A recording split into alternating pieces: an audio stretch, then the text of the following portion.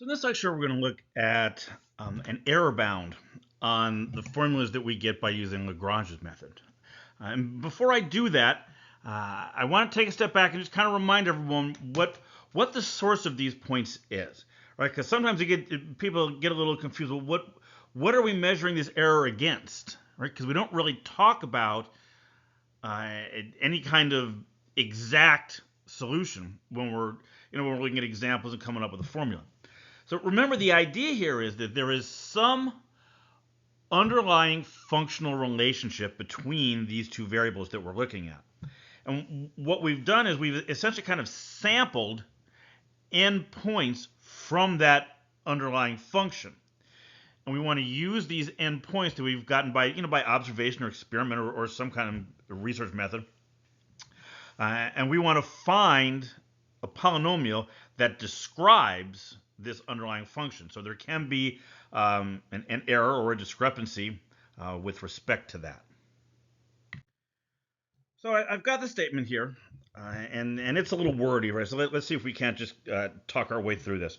So first, we're going to suppose that we have n distinct x values, and they're all on this closed interval from a to b. And we're going to assume that f is an n times differentiable function on that interval. It's this s that we're trying to approximate. That is that so-called underlying function. Then for each x on that interval, there exists a number, key of x, between min of these numbers and max of these numbers. Now this is, I don't know, why are we putting this min and max thing in there? The original x sub 1 through x sub n may not be sorted. So x sub 1 might not be the smallest, x sub n might not be the biggest. Right? So that's why we have to do this min versus max thing. It's just saying the biggest x value versus the smallest x value. Then this is our result here. Remember, p of x is the Lagrange interpolating polynomial that we calculate with our formula. And you've got that error term there. Right? The error is the nth derivative of f of this point between the min and the max divided by n factorial times that big polynomial part there. So how can we prove this? Well, there's a lot going on there, and I need the space, right? So let me just do this. I put all the key facts up there at the top, and this f of x here, remember, this is the formula we're trying to derive. So we're trying to come up with that plus part there as our error term.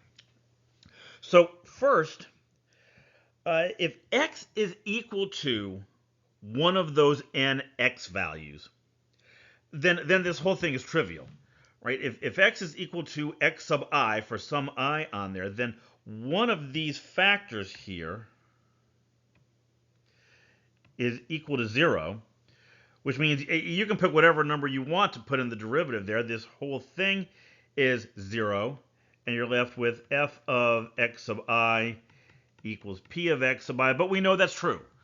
Right? Remember, our polynomial function has to match the underlying function at those endpoints. Okay, good. So got the trivial case out of the way. Now let's assume that we're looking at some x value that is not equal to one of those points. All right, so what I'm going to do now is I'm going to define this really kind of complicated looking function. All right, but I want you to just think about this for a minute. All right, g of t is the variable. You can keep that in mind. That's going to be important. Is equal to f of t minus p of t minus, now that f of x minus p of x, there's no t in there. It's a function of x, not t. That's going to be important in a little bit here when we start trying to take the derivative of things. And it's equal to times that rational expression there on the right. So first thing I want you to notice is that because f is a Cn function, and p is actually a C infinity function. It's a polynomial. It's infinitely differentiable. That means g of t is also n times differentiable on this interval. Now let's take a look at some values of this function. Say I evaluate this thing at x sub k, where x sub k is any one of those endpoints. Okay, in this case, there is at least one, well, there's exactly one, of these factors that's 0. So this whole thing becomes 0. And we're left with f of xk minus p of xk. But remember, xk is one of our n values. So f of xk and p of xk are equal, which means this whole thing equals 0. All right, now let's try another one. Right, we're working on doing this for a specific x from that interval. Right, that's this part here. So I'm going to do the same thing again here. I'm going to evaluate my new g function at x.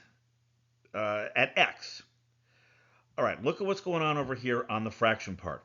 We've got x minus x sub 1 out to x minus x sub n, both on the top and the bottom. This whole part here is just 1. So we have f of x minus f of x minus p of x. There's two negatives here, right? So this will be plus p of x. This is also equal to 0.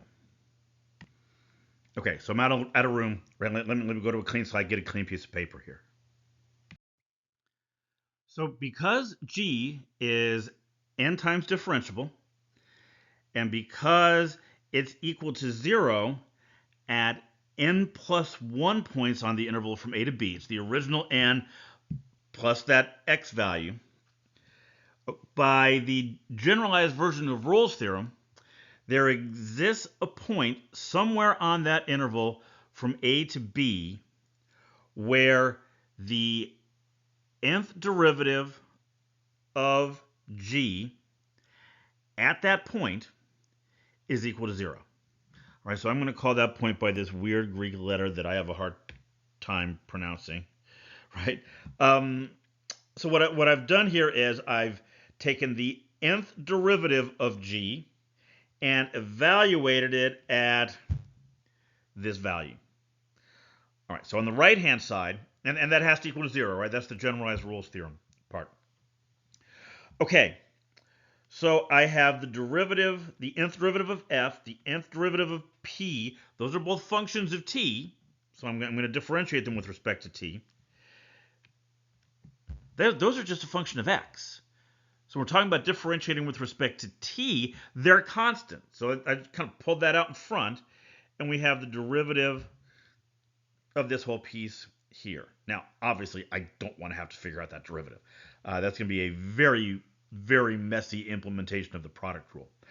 Fortunately, I don't have to. If you think about what we get when we multiply that out, it's going to be an nth degree polynomial.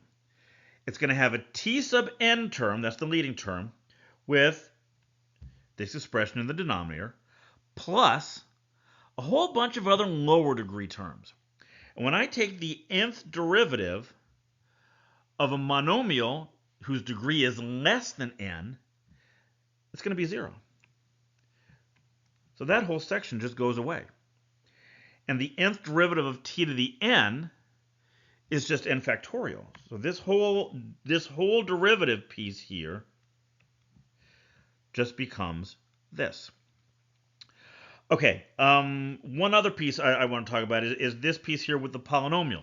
That is the Legendre polynomial. Remember the Legendre polynomial, the way the formula works, if we have n points, its maximum degree is n minus 1. And the nth derivative, just like we did down here with those lower order terms, the nth derivative of a polynomial with fewer than n terms is 0. So that term's just going to go away. All right, so on the next slide, I'm going to keep this part. I'm going to drop this part because it's 0, and I'm going to replace this derivative with this expression here. So that gives me this expression. The derivative p part went away, and this is the part that was the derivative of that fraction term. And this is really what we needed, right? It's 90% done now. I'm going to move, let's see. Really what I want to do is I want to solve this for f of x. Right, so I'm going to multiply f of x by this n factorial piece here, move it over to the other side. We get f of x times n factorial over this product.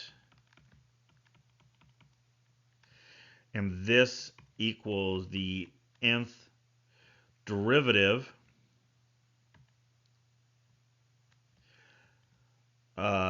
plus p of x times n factorial over this product. Multiply through by that product and divide both sides by n factorial. It goes away on the right side.